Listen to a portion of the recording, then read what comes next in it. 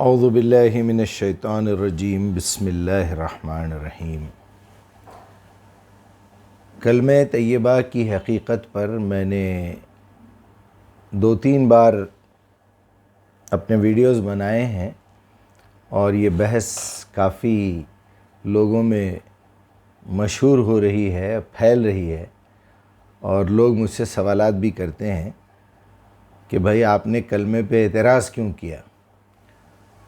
اور ابھی یہ خواہش کی جا رہی ہے کہ ایک ویڈیو اور میں اس پہ بناؤں، تو اسی کے لیے میں آپ کے سامنے حاضر ہوں۔ میں نے کبھی کلمے پہ اعتراض نہیں کیا ہے اور میں نے کبھی اس کی مخالفت بھی نہیں کی ہے۔ میں تو صرف یہ کہہ رہا ہوں کہ اس کا استعمال کہاں ہو سکتا ہے۔ آپ اس کا جو استعمال کر رہے ہیں، کسی کو اسلام میں داخل کرنے کے لیے کلمہ پڑھا رہے ہیں، تو یہ چیز مناسب نہیں ہے۔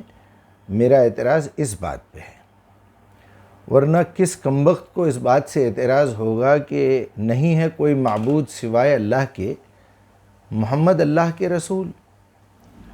تو اس بات سے کس کو اعتراض ہو سکتا ہے؟ ہاں، اللہ کو اعتراض ہے اس بات سے، کیونکہ سورہ منافقون میں اسی لفظ کو ریپیٹ کر کے اللہ تعالیٰ نے کہا ہے کہ اے محمد، جو یہ لوگ کہتے ہیں کہ آپ اللہ کے رسول ہیں، یعنی کلمہ پڑھتے ہیں، یہ جھوٹے ہیں اول درجے کے، کیونکہ جو بات ان کی زبان پہ ہے وہ نہ ان کے دل میں ہے نہ دماغ میں ہے۔ سورہ منافقون کی پہلی آیت کو اچھی طرح پڑھیے، تو اب یہ بات تو سمجھ میں آ گئی کہ اللہ تعالیٰ یہیں سے اشارہ دے رہے ہیں کہ آدمی کو اسلام میں داخل ہونے سے پہلے ایمان میں داخل ہونا ضروری ہے۔ ایمان کا مطلب ہے کسی چیز کو مان لینا۔ تو مکے میں کیا ہوا تھا؟ کیا وہ لوگ مسلمان نہیں تھے؟ سب کے سب مسلمان تھے، لیکن ابراہیم علیہ السلام کی بگڑی ہوئی قوم کے مسلمان تھے۔ ابو بکر کا نام ابو بکر تھا، عائشہ کا نام عائشہ تھا، اسما کا نام اسما تھا، عبد الرحمن کا نام عبد الرحمن، ختیجہ، ابو ہریرہ، عباس، ابن عباس، عبداللہ، محمد، عبد المطلب، ابو طالب، یہ سب مسلمان تھے۔ تو پھر ان کو مسلمان بنانا کیا تھا؟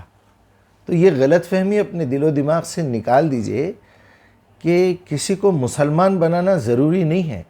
ہمارے بڑے بڑے اسکالرز، بڑے بڑے علماء نے اس بات پہ غور نہیں کیا۔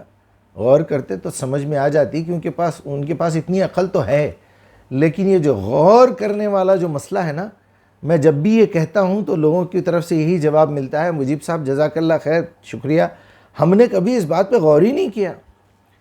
تو میرے بھائی، یہ غور کرنے کے لیے جو ڈیوٹی یا جو صفت چاہیے، وہ صفت دعوت قرآن سے پیدا ہوتی ہے۔ اگر آپ پیورلی، پورے اخلاص کے ساتھ دعوت کا کام کرتے ہیں، دعوت قرآن صرف، یہ دعوت دین کے نام پہ جو کچرا پھیلا ہوا ہے، اور جو کچرا پھیلا رہے ہیں آپ لوگ، اور جھاڑو مار مار کے، تھوڑا گاؤں میں، وہ گاؤں میں، تھوڑا اس محلے میں، تھوڑا اس مسجد میں، یہ کچرا مت پھیلائیے۔ انسانوں کی لکھی ہوئی کتابیں مت سنائیے لوگوں کو، جھوٹے قصے، جھوٹے بہانے، اس میں سچے بھی ہوں گے تو مت سنائیے۔ کسی مسئلے پہ بات مت کیجیے، کوئی اس میں سے مسائل کو مت اٹھائیے۔ شرک پہ بات کر رہے ہیں، کوئی بدعت پہ بات کر رہا ہے، کوئی پردے پہ بات کر رہا ہے، کوئی نشے پہ بات کر رہا ہے، یہ فضولیات سے نکلیے۔ اللہ تعالیٰ نے آپ کو سمپل حکم دیا ہے کہ میرا پیغام تم دنیا تک پہنچا دو۔ یہ کتاب خود ڈیزائن کی ہوئی ہے انسانی برین کے حساب سے۔ وہ انسان خود بخود وہ کتاب ہاتھ میں لے گا اور اس کو ایسا محسوس ہوگا کہ میرا رب مجھ سے مخاطب ہے۔ آپ اس کام پہ محنت کرنے کے بجائے فضولیات میں محنت کر کے لوگوں کو دشمن بنا رہے ہیں، لوگوں میں فرقے ڈال رہے ہیں، اور جہالت اپنی جگہ رکی ہوئی ہے، بلکہ بڑھ رہی ہے۔ وہ جہالت ختم ہو کے کہیں علم کی روشنی نہیں آ رہی۔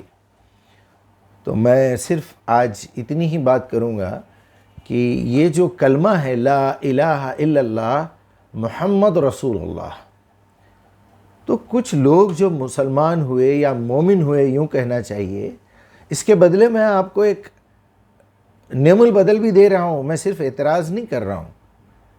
آپ بے شک کلمے کا ورد 1000 بار کیجئے، کسے تکلیف ہے، کس سے اثر پڑنے والا ہے؟ خود آپ کے اپنے برے اعمال ٹھیک ہونے والے نہیں ہیں، آپ کے گناہ معاف ہونے والے نہیں ہیں، اللہ تعالیٰ کے پاس ایسے اٹھا کے ڈسٹ بین میں ڈال دے گا اللہ تعالیٰ اس آپ کے وظیفے کو، یہ رٹا مارنے کو۔ اللہ کے پاس اس کی کوئی ویلیو نہیں ہے۔ تو میں اس کا نعم البدل دے رہا ہوں۔ آپ کو اسلام قبول کرنے کی ضرورت نہیں ہے، آپ کو ایمان میں داخل ہونا ہے۔ ایمان میں داخل ہونے کے لیے اللہ سبحانہ وتعالیٰ نے پورا کرائٹیریا قرآن میں بیان کیا ہے، اور کہا ہے کہ اے نبی ان سے کہو، یا یہ کہتے ہیں آمنت باللہ و ملائکتہ و کتبہ و رسلہ و یوم الآخر، بس یہ 5 سلسلہ وار یعنی ترتیب کے ساتھ اللہ تعالیٰ نے بتا دیا۔ کیا پرابلم ہے آپ کو؟ تو یا تو یہ نالائقی کی وجہ سے ہوا ہے، یا دشمنی میں یہ کام ہوا ہے کہ لوگوں کو لا الہ الا اللہ محمد رسول اللہ پہ لگا دو، تاکہ یہ لوگ زندگی بھر بغیر ایمان کے فوٹو کاپی پیسٹ پہ اپنی زندگی گزاریں، اگر وہ لوگ اسلام کو فالو کرتے ہیں تو۔ ورنہ اسلام کو فالو کرنے کے نام پہ تو صرف نماز، روزہ، زکوٰۃ، حج، وہ بھی سینس لیس، یوز لیس، بنا سمجھے کے۔ اللہ تعالیٰ نے تو پاگلوں کی اور شرابیوں کی مثال دی ہے کہ یا ایھا الذین آمنوا لا تقربوا الصلاۃ وانتم سکریٰ، قریب بھی نہ آنا نماز کے، صلاح کے، جب تم نشے کی حالت میں ہو، حتی تعلموا ما تقولون، جب تک کہ تمہیں پتہ نہ ہو تم کیا کہہ رہے ہو۔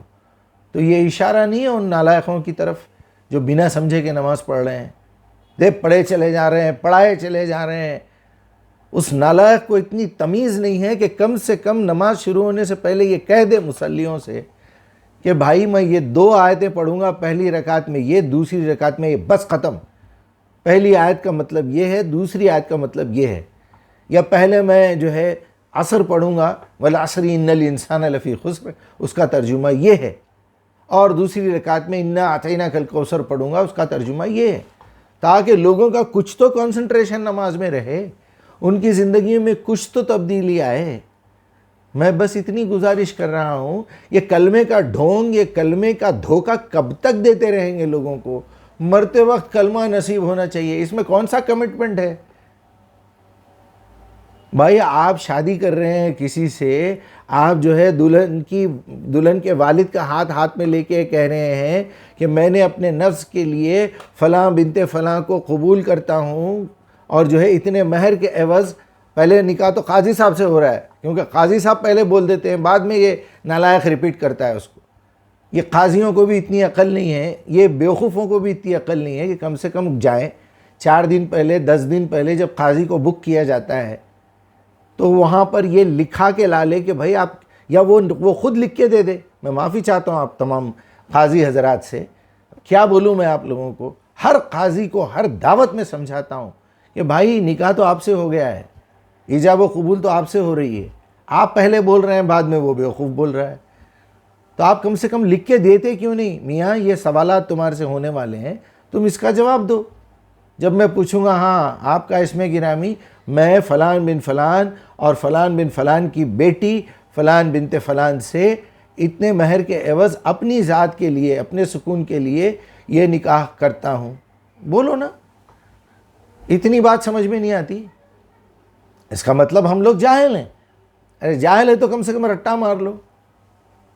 تو یہ بالکل اسی طرح کا ایک کمٹمنٹ ہے لا الہ الا اللہ محمد رسول اللہ۔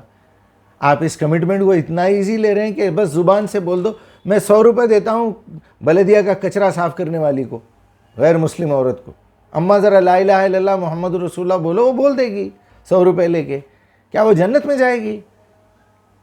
ایسے بہت ہیں، میں نے پہلے ہی سورہ منافقون کے بارے میں کہا ہے کہ یہ لوگ جہنم کے آخری درجے میں رہیں گے، جو منہ سے تو بہت ساری باتیں کرتے ہیں لیکن ان کی عقل اور ان کا دل اس جگہ پہ نہیں رہتا۔ ارے اس سے زیادہ شرم کی بات اور کیا ہونا ہمارے لیے، ہم لوگ سلام سمجھ کے نہیں کرتے۔ پھر ابھی درود پہ بھی اعتراض ہو رہا ہے، پہلے گولی دے دی گئی ہم کو، چاکلیٹ چسایا گیا، اور ہم وہی لالی پاپ چوس رہے ہیں۔ عقل نام کی تو کوئی چیز ہے نہیں، ہم لوگوں کو استعمال کرتے نہیں ہم۔ دوسری زندگی کے تمام معاملات میں بڑے ہوشیار، بڑے عقل مند۔ میں اللہ سے بھی معافی مانگتا ہوں، آپ لوگوں سے بھی معافی مانگتے ہوئے میں ذرا دل دکھا کے بات کرتا ہوں تاکہ آپ لوگوں کی آنکھیں کھلے، نیند سے جاگیں، ورنہ اونگتے ہوئے لے جا کے مدرسے میں چھوڑ دیں گے تو پڑھائی وڑائی نہیں ہونے والی ہے۔ تو اپنا خیال رکھیے۔ اللہ تعالیٰ سے یہ التجا ہے کہ ہمارے بھائیوں میں کم سے کم وہ شعور پیدا ہو جائے کہ کسی بات کو سمجھنے کے لیے تھوڑا کامن سینس تو چاہیے یار۔